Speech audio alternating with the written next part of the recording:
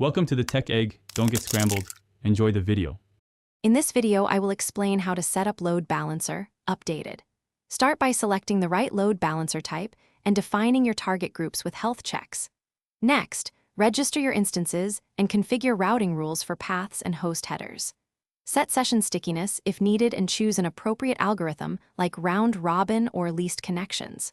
Finally, test failover and monitor metrics to validate performance and reliability before rolling to production.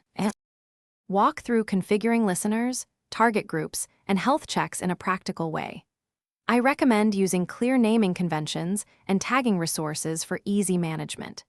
Make SSL/TLS a priority by installing certificates on listeners and redirecting HTTP to HTTPS.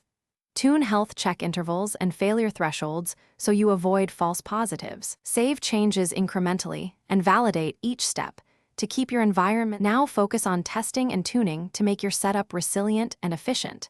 Simulate realistic traffic patterns and watch latency, errors, and backend utilization closely.